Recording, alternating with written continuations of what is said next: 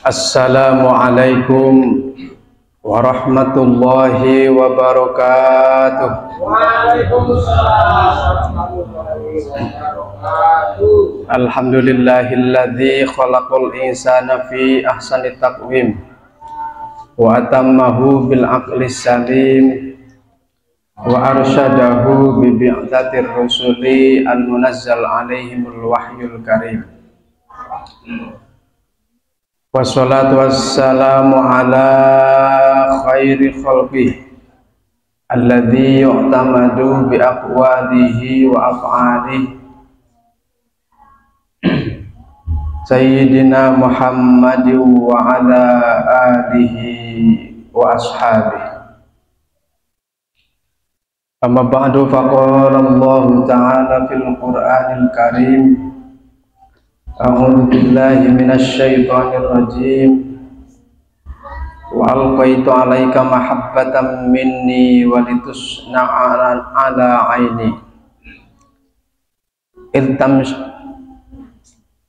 iltamshi ukhtuka fataqulu hal adullukum 'ala may yaqulu. Al-ayah. Wa qala an-nabiy sallallahu alaihi wasallam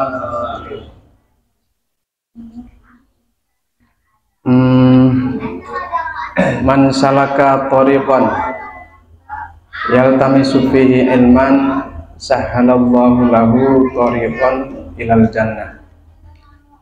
Sadaqallahul azim wa sadaqa rasuluhun nabiyul karim wa nahnu ala dzalika minasy syahidin wasyakirin walhamdulillahi rabbil alamin. Hadratal muhtaramin, kasepuhan dan sepuh pribados,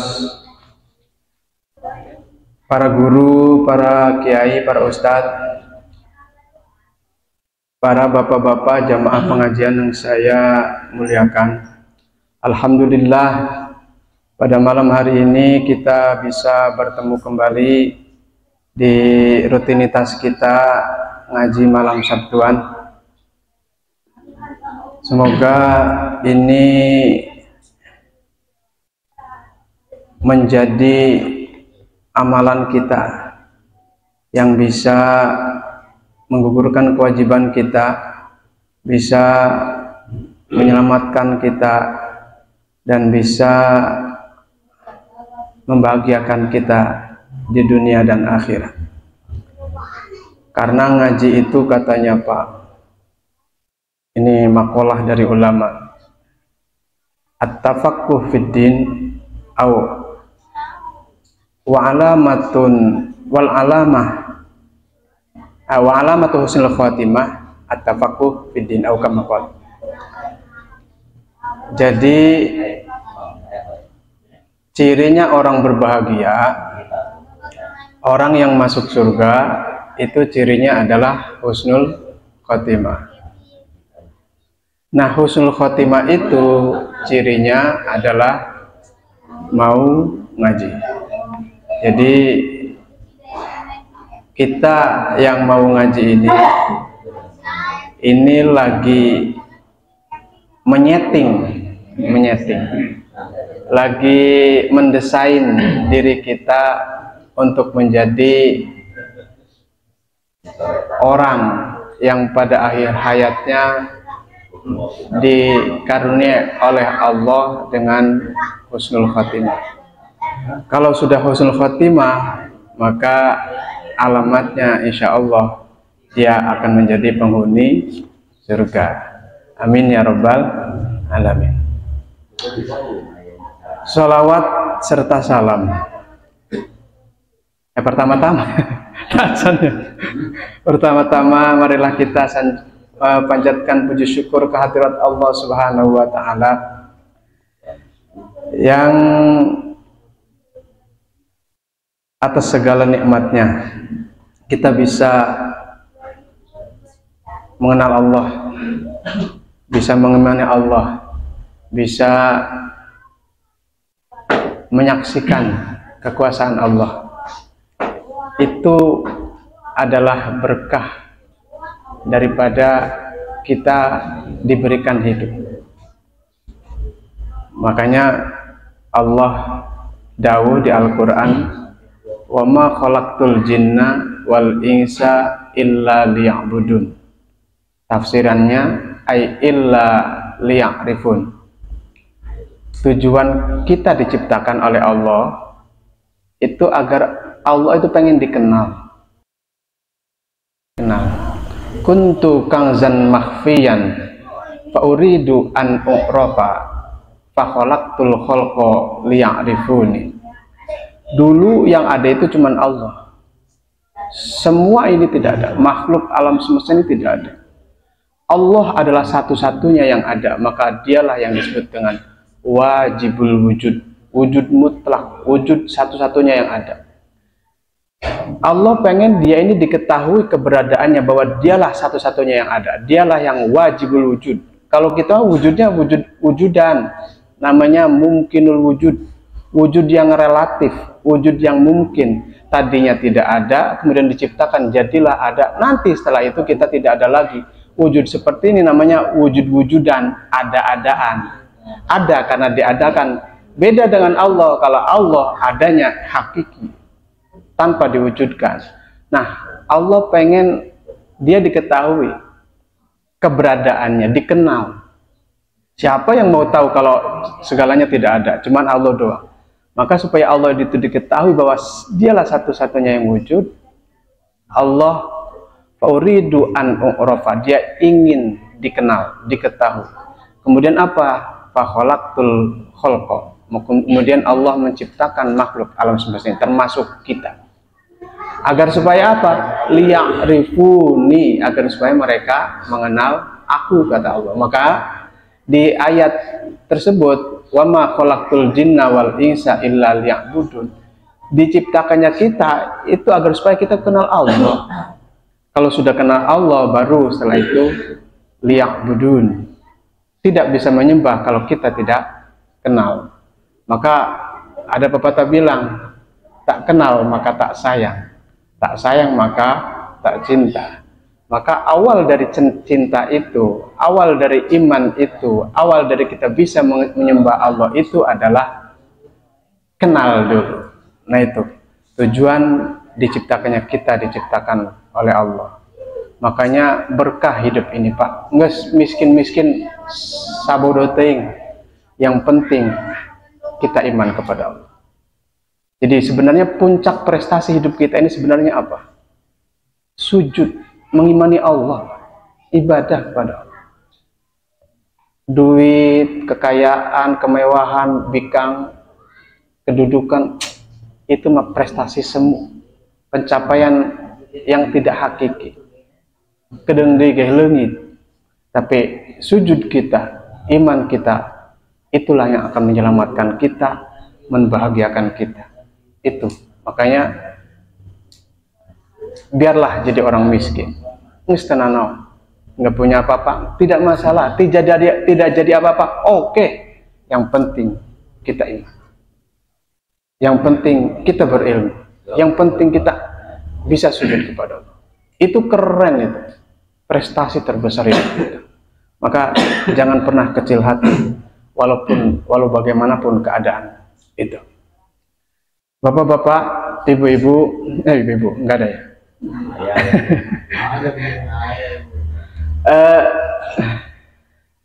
Setengah jam berapa tadi? Muka di mana guys, sama setengah jam. Saya pengen cerita oleh-oleh tadi saya di Hotel Bumi Katina. Jadi begini Pak, sekarang ini Komnas Perempuan itu sedang menggembar-gemborkan, sedang kampanye untuk ditiadakannya sunat perempuan. Sunat perempuan. Sebelum saya bahas, kira-kira di dia biasa sunat perempuan gak? Kita enggak? Sunat kan? Anggapan kita malah wajib banyak. Wajib tuh sunat. Anggapan di dia. Jadi Komnas Perempuan ini tadi diskusi di Bumi Katineng bersama pemerintah, bersama Komisi Perempuan Hak Asasi Manusia, bersama ya para stakeholder, para organisasi masyarakat, Muhammadiyah termasuknya. Itu sekarang ini lagi digembar-gemborkan untuk sunat itu ditiadakan, dihilangkan, karena dengan alasan sunat perempuan itu melukai dan membahayakan. Kira-kira setuju, Bu? Setuju nggak, Pak, kalau dihilangkan?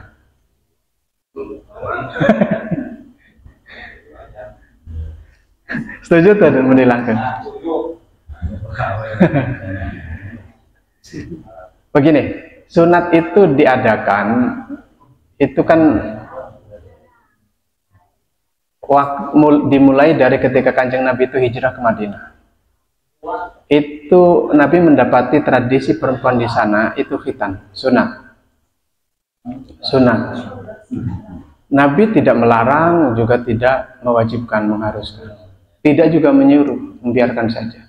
Cuman hati-hati katanya, jangan kau terlalu parah melakukannya, karena itu adalah kemuliaan, kehormatan wanita, karena disitulah puncak kenikmatannya si wanita.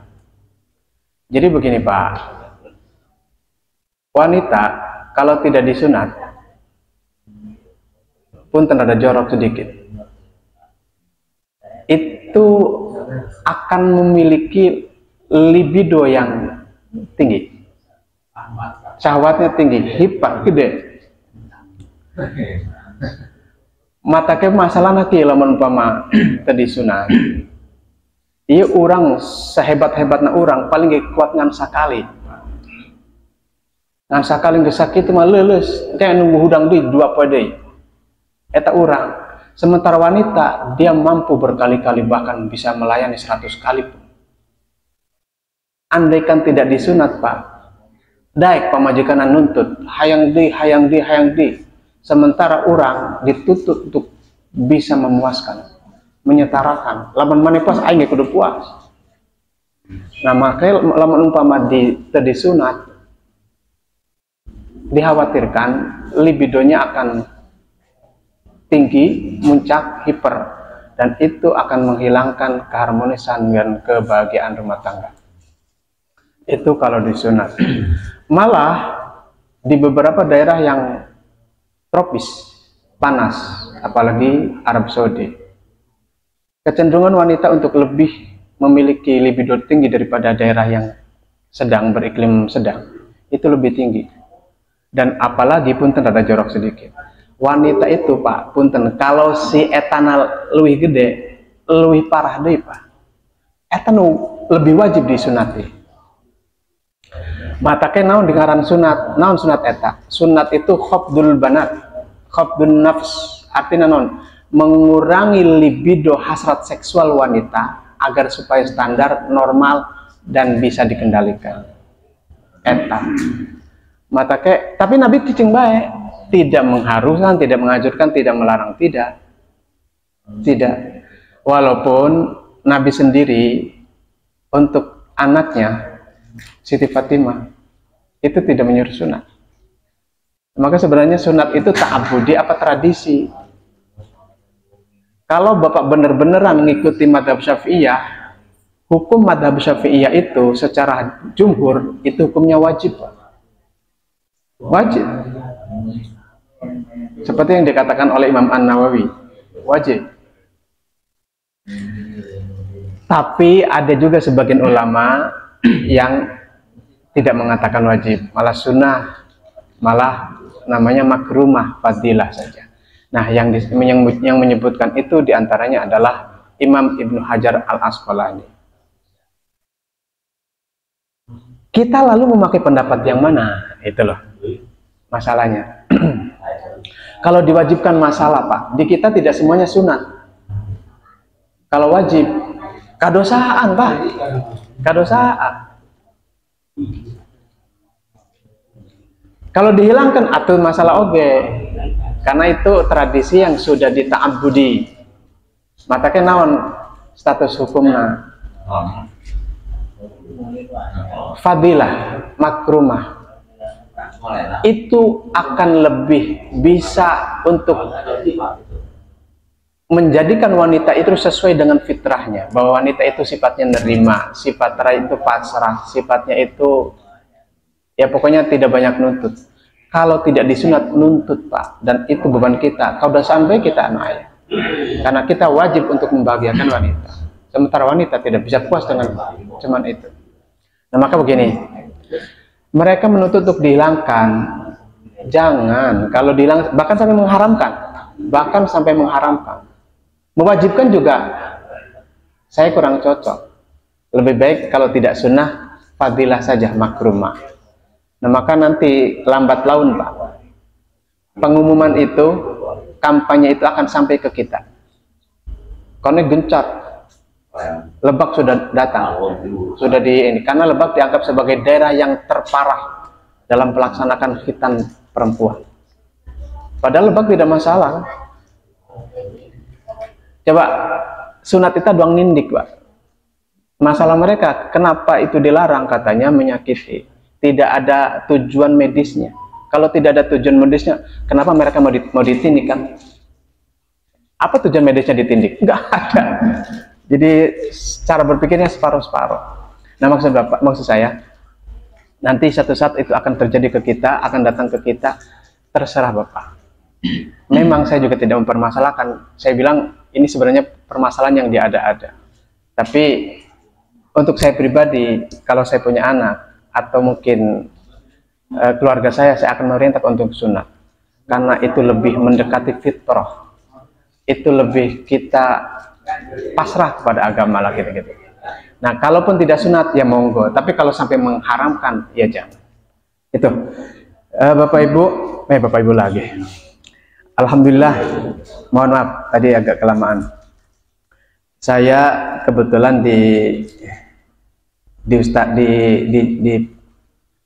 diberi tugas oleh Kiai Muhammad, ketua kita, untuk kebagian nggak bacakan. Ini saya masukkan ke video, ke YouTube, ke TikTok, ke Instagram, ke Facebook, agar supaya syiarnya lebih lah. Jadi kalau ini cuman 20 orang, 30 orang, di TikTok itu sampai puluhan ribu, sampai jutaan. Dan alhamdulillah walaupun masih kecil, ada bonusnya sudah. Masih kecil. Jadi mohon dibantu agar supaya berkembang dan maju. Tolong di subscribe, di follow. Akunnya namanya Jamer Ngora. Itu. Baik, bismillahirrahmanirrahim. Id tamshi ukhtuka. Id krono tamshi. Id li ta'lili utawi id iku li ta'lil krono tuduh ta'lil. Tamshi lumaku sapa ukhtuka sedulur wadon sira Maryamu rupane Maryam. Ayat ini sebenarnya boleh dikatakan badal atau semacam penjelasan daripada ayat Allah sebelumnya yang berbunyi begini. Allah pernah menjanjikan kepada Nabi Musa, saya juga cara berpikir gimana ya. Jadi wa alqaitu alaika mahabbatan minni. Allah mengatakan itu kepada Nabi Musa. Sementara Nabi Musa masih dalam keadaan bayi. Belum mengerti. Nah ini cara berpikirnya gimana? Ya, sekali lagi ini ayat Al-Quran. Kita tidak bisa masalah show. Cuman ketika ini dibawa ke ranah sastra, ke narasi cerita, cara berpikir bisa jadi wahyu. Atau bisa jadi Nabi Musa sudah ngerti. Atau mungkin Allah menceritakan itu kepada Nabi Musa ketika dia sudah dewasa. Atau menceritakan itu kepada cerita itu diceritakan oleh Allah terkait perkataan Musa kepada Allah kepada Nabi Musa kepada kanjeng Nabi Muhammad. Yang jelas gampangnya cerita, gampangnya pemahaman, Allah pernah menjanjikan kepada Nabi Musa, Musa jangan khawatir, keadaanmu separah apapun, sebahaya apapun, jangan khawatir, kau pasti akan selamat.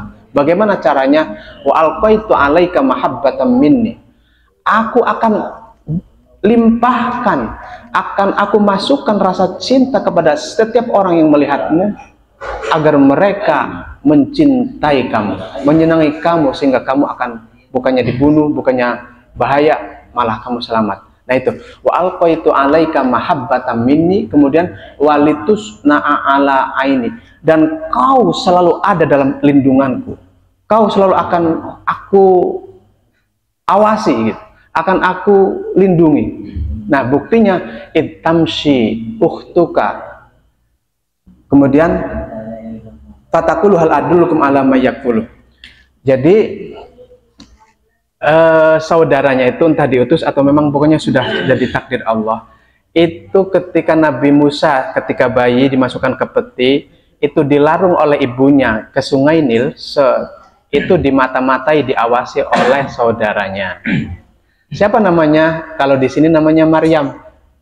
Di keterangan lain namanya Kulthum. Di keterangan lain. Nah, diawasi terus untuk keselamatannya. Ya namanya juga adik. Seorang kakak pada adik, seorang ibu yang mengkhawatirkan kalau ibunya mungkin karena tua atau apa, akhirnya menyuruh adiknya untuk mengawasi, kakaknya untuk mengawasi. Itu namanya Maryam, mengawasi adiknya yang masih kecil di larung itu lewat itu. Kemudian sampailah bayi itu, peti itu ke katakanlah pintu istananya, atau entah bagian belakang atau depan lah, pokoknya di istana yang di situ dilewati oleh aliran sungai Nil. Ta'arrofa supaya dadi weruh sopo Maryam sopo ukhtuka khobroka ing khobar sirah. Jadi supaya tahulah kondisi keadaannya, bagaimana, namanya juga ibu selalu mengkhawatirkan. Kemudian Nabi Musa masih kecil, Pak, saya sudah 42 tahun di sini, 1 minggu bete nelpon ke rumah, Pak. Ditanyakan ku Mimi, ku ibu, dia macam lang baca kabar cina, nelpon naon cina. Ayo nelpon Mimi ibu saya. Itu segitunya, saya baru udah tua, ibaratnya udah dibutuhkan dia lah kira-kira gitu. Masih beta sih Bu.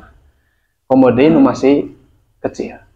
Jadi itulah ibu, itulah seorang orang tua.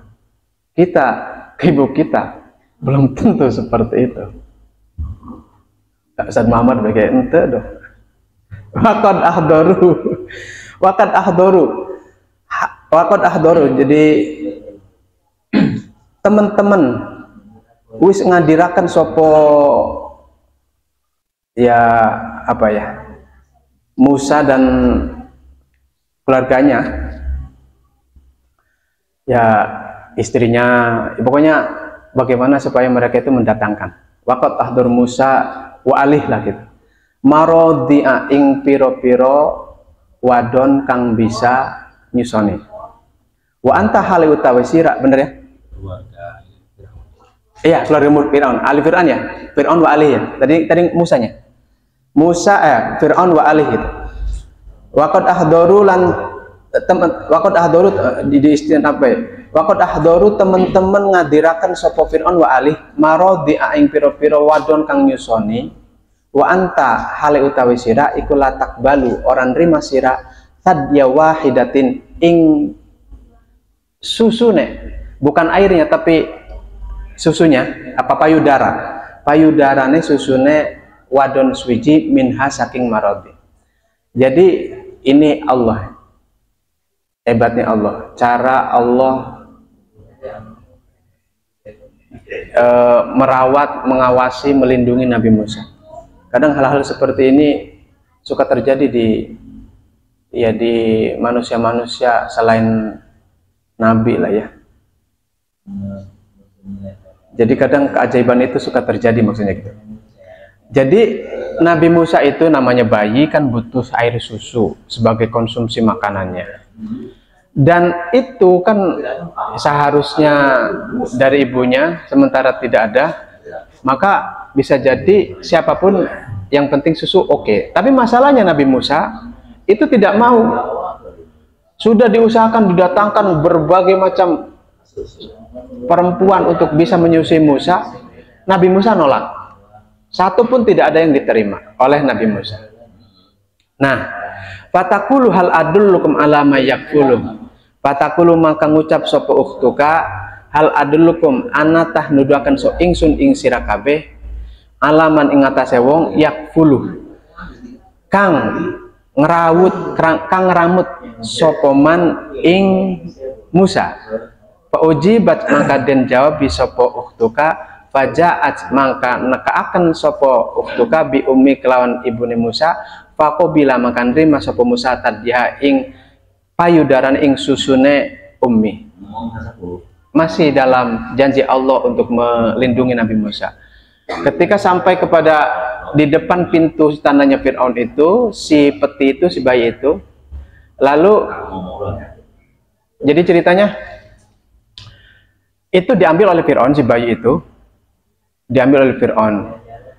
Fir'aun itu selain sebenarnya sudah punya anak. Jadi kalau diceritakan Fir'aun itu perlu, tidak. Fir'aun itu istrinya banyak dan dia punya anak juga selain dari Musa ini.